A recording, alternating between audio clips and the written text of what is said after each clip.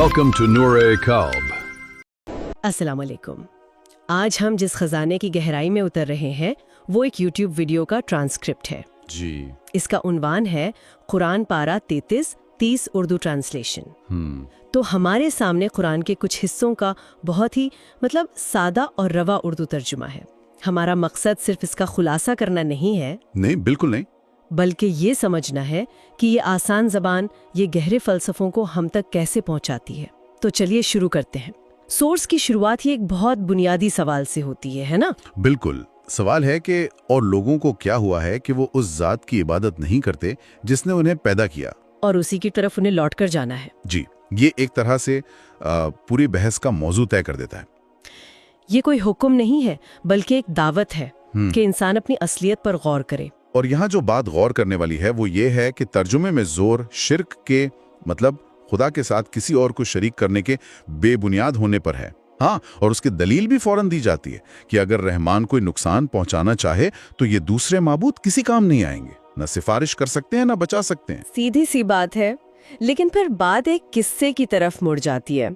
एक शख्स अपनी कौम से कहता है, मैं तुम्हारे परवरदिगार पर ईमान लाया, तुम मेरी बात सुनो। और उस किस्से का अंजाम वो बहुत नाटकीय है। उसे कत्ल कर दिया जाता है और वो सीधा जन्नत में दाखिल होता है। जी। पर जो बात मुझे सबसे ज्यादा चौंकाती है वो जन्नत पहुंचने के बाद का उसका रद्द अमल है। हाँ, वो क्या कहता है? वो कहता है, काश मेरी कौम जान लेती कि मेरे रब ने मुझे बख्श दिया और इज्जत वालों में शामिल कर दिया। कमाल है। जन्नत की नेमतों के बीच भी उसे अपनी उसी कौम की फिक्र है जिसने उसे कत्ल किया। बिल्कुल, ये सिर्फ इनाम और सजा की कहानी नहीं है, ये तो एक रहमदिली और हमदर्दी का पैगाम है जो मौत के बाद भी कायम है। जी। और इसी फिक्र के बाद सूरत हमारा ध्यान इंसानों से हटाकर कायनात की तरफ ले जाता है। हाँ, और वो दलीलें भी कितनी रोजमर्रा की हैं, जैसे मुर्दा जमीन को जिंदा करना, उससे अनाज उगाना। और सिर्फ अनाज नहीं, खजूर और अंगूर के बाग, उनमें बहते चश्मे। और फिर एक सवाल पूछा जाता है, अफला यशकुरून, क्या वे शुक्र नहीं करते? हाँ, ये सवाल हमें मजबूर करता है कि हम इन चीजों को ग्रांटेड न लें। यहाँ एक बात ने मुझे सच में रोककर सोचने पर मजबूर कर दिया। सुभान अल्लाज़ी खलक़ल अज़वाजा कुल्लहा। पाक है वो जात जिसने हर चीज के जोड़े बनाए। जी, जमीन से उगने वाली चीजों के, खुद इंसानों के, और उन चीजों के भी जोड़े बनाए जिन्हें हम जानते तक नहीं। और ये बात आज की साइंस के लिहाज से कितनी गहरी है। एटम से लेकर हर जगह जोड़े या पेयर्स का निजाम है। बिल्कुल, और ये बैलेंस सिर्फ चीजों में नहीं, वक्त में भी है। रात और दिन का जिक्र। उर्दू तर्जुमे में लफ्ज भी बहुत खूबसूरत इस्तेमाल हुआ है। कौन सा? और एक निशानी उनके लिए रात है कि उसमें से हम दिन को खींच लेते हैं।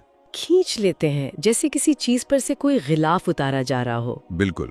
और फिर सूरज और चांद का जिक्र आता है। तर्जुमा कहता है, हर एक अपने मदार में तैर रहा है। ये तैरना लफ्ज कितना कमाल का है। ये जाहिर करता है कि ये कोई जबरदस्ती की हरकत नहीं, बल्कि एक कुदरती बहाव है, एक हमाहंगी, एक हारमोनी है। तो अगर कायनात में इतना जबरदस्त निजाम है तो सोर्स शायद ये सवाल पूछ रहा है कि इंसानी जिंदगी में ये बेतरतीबी क्यों है। और यही सवाल हमें सीधे अगले हिस्से की तरफ ले जाता है, कायनात की निशानियों के बाद इंसानी तारीख की तरफ। और इसकी शुरुआत हजरत नूह के वाक़े से होती है। जी, जिन्हें और उनके घर वालों को एक बड़ी मुसीबत से निजात दी गई। लेकिन इसके बाद सोर्स हजरत इब्राहिम के किस्से पर बहुत तफसील से बात करता है। और यहाँ भी शुरुआत एक सवाल से ही होती है ना? हाँ, वो अपने बाप और अपनी कौम से पूछते हैं कि ये मूर्तियां क्या हैं जिनकी तुम पूजा करते हो। उनका तरीका बहुत मंतिकी है, लॉजिकल।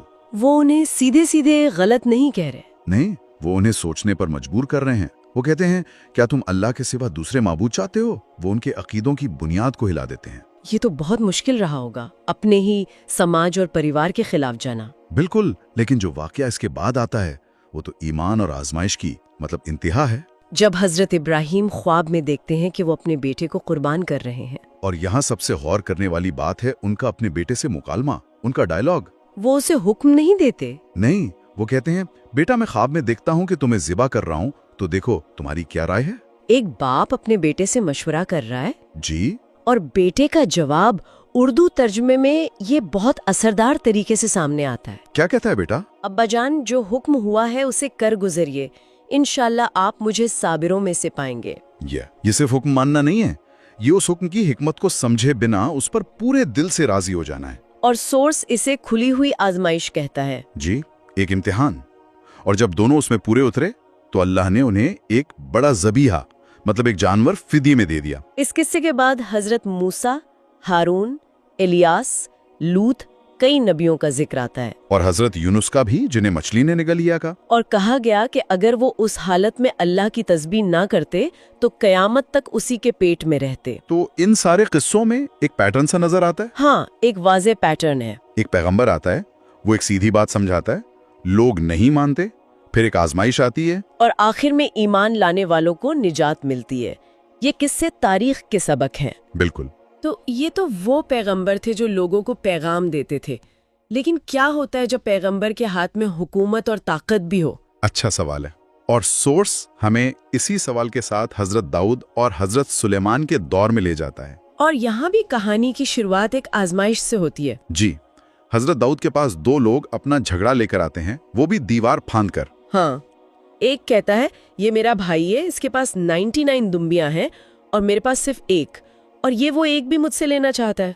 इसमें जो बात दिलचस्प है वो है हजरत दाऊद का फौरी रद्द-ए-अमल। वो फौरन कहते हैं इसने तुम पर जुल्म किया है। लेकिन जैसे ही वो ये फैसला सुनाते हैं, उन्हें एहसास होता है कि इस वाक़े के जरिए उन्हें आजमाया गया है जी, और वो फौरन अपने रब से मगफिरत मांगते हैं। ये बहुत अहम नुक्ता है। ये दिखाता है कि एक हुक्मरान के लिए कितना जरूरी है कि वो अपनी गलती का एहसास होते ही रुजू करे, ताकत के नशे में अपनी गलती को सही साबित ना करे। बिल्कुल। और फिर उनके बेटे हजरत सुलेमान का जिक्र आता है। वो दुआ करते हैं कि मुझे ऐसी बादशाहत अता कर जो मेरे बाद किसी को ना मिले। और ये दुआ कबूल भी होती है। हवा उनके हुक्म पर चलती थी, जिन्नात उनके काबू में थे। सोर्स कहता है कि ये सब अल्लाह की तरफ से एक अता या तोहफा था। लेकिन ये तोहफा भी एक आजमाइश ही थी कि क्या इतनी ताकत मिलने के बाद भी वो शुक्रगुजार रहते हैं या नहीं। और इसी हिस्से में सब्र की एक और मिसाल है हजरत अय्यूब की। जी, जब उन्हें तकलीफ पहुंचती है तो वो शिकवा नहीं करते, बल्कि अल्लाह से मदद मांगते हैं। उन्हें हुक्म होता है जमीन पर लात मारो, और वहां से एक चश्मा निकल आता है जो उनके लिए शिफा बन जाता है। तो इन तमाम किस्मों से एक ही बात समझाई जा रही है, जिंदगी आजमाइश का नाम है। कामयाबी सिर्फ उन्हीं के लिए है जो हर हाल में सब्र और शुक्र करते हैं। बिल्कुल। तो हमने कायनात की निशानियों को देखा, तारीख से सबक सीखे। अब सोर्स इन तमाम दलीलों को एक मरकजी ख्याल पर लाकर जमा कर देता है, तौहीद पर, यानी खुदा का एक होना। जी हाँ, कहा जाता है कि खालिस इबादत अल्लाह ही के लिए ज़ेबा है। और जो लोग अल्लाह के सिवा दूसरों को अपना मददगार बनाते हैं, वो अजीब दलील देते हैं। वो कहते हैं कि हम तो इनकी पूजा सिर्फ इसलिए करते हैं ताकि ये हमें अल्लाह के करीब कर दें। सोर्स इस दलील को सिरे से खारिज कर देता है। और इसे समझाने के लिए एक ऐसी मिसाल दी गई है जो मेरे ख्याल में आज की जिंदगी के लिए भी एक जबरदस्त नफ्सियाती तबसरा है। आप उस मिसाल की बात कर रहे हैं जिसमें दो आदमियों का मुकाबला किया गया है? बिल्कुल। एक वो शख्स जो कई बदमिजाज और आपस में झगड़ने वाले मालिकों का गुलाम है, और दूसरा वो जो सिर्फ एक ही मालिक का गुलाम है। और फिर सवाल पूछा जाता है, क्या ये दोनों हालत में बराबर हो सकते हैं? ये कितनी गहरी मिसाल है। ये मिसाल शिर्क और तौहीद के फर्क को दिल में उतार देती है। जरा तसव्वुर कीजिए उस शख्स की जहनी हालत का जिसके कई मालिक हों। वो तो हमेशा एक कश्मकश और तनाव में रहेगा। बिल्कुल, वो कभी किसी को खुश नहीं कर पाएगा। ये आज की दुनिया में उन लोगों की तरह है जो एक ही वक्त में दौलत, शोहरत, लोगों की राय, न जाने कितनी चीजों को खुश करने की कोशिश में अपना जहनी सुकून बर्बाद कर लेते हैं। जबकि वो शख्स जिसका सिर्फ एक मालिक हो, उसे पता है कि उसे किसकी बात माननी है। उसकी जिंदगी में एक यकसुई, एक फोकस है। तो तौहीद सिर्फ एक अकीदा नहीं बल्कि जहनी सुकून का जरिया भी है। और इस सारी बहस को समेटते हुए आखिर में जिंदगी की सबसे बड़ी हकीकत बयान की जाती है, मौत। पैगंबर को मुखातिब करके कहा गया है, बेशक तुम भी मरने वाले हो और वो भी मरने वाले हैं। कितनी सीधी और टूटूक बात है। हाँ, कोई लाग लपेट नहीं।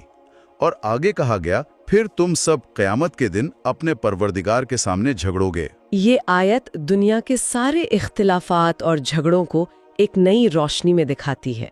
मतलब तुम्हारे सारे मतभेद आर्जी हैं, असली और आखिरी फैसला कहीं और होना है। تو آج کی اس پوری چرچا سے ہم نے دیکھا کہ یہ سادہ اردو ترجمہ قرآن کے گہرے پیغامات کو ہم تک کیسے پہنچاتا ہے۔ جی، کائنات کی نشانیوں سے ہمیں غور و فکر کی دعوت ملتی ہے، پیغمبروں کے قصوں سے صبر کا سبق ملتا ہے۔ اور یہ ایک اہم سوال بھی اٹھاتا ہے، جب کسی مقدس کتاب کا ترجمہ کیا جاتا ہے تو کیا یہ صرف لفظوں کو بدلنا ہے، یا یہ اس پیغام کی روح اور احساس کو ایک نئی تہذیب کے دل میں اتارنے کی کوشش ہے؟ اس سورس میں جس طرح کی آسان اور دل میں اتر جانے والی اردو استعمال ہوئی ہے، اس سے لگتا ہے کہ مقصد صرف مطلب سمجھانا نہیں بلکہ محسوس کروانا بھی ہے۔ بالکل۔ تو سننے والوں کے لیے سوچنے کی بات یہ ہے کہ کسی بھی گہری بات کو سمجھانے میں کہانیوں اور مثالوں کی طاقت کتنی اہم ہوتی ہے، اور کیا آج کے دور میں جہاں ہماری توجہ کا دورانیہ مطلب اٹینشن سپین اتنا کم ہو گیا ہے، کیا یہ ہزاروں سال پرانے قصے ہمیں آج بھی اسی طرح اپنی طرف کھینچ سکتے ہیں؟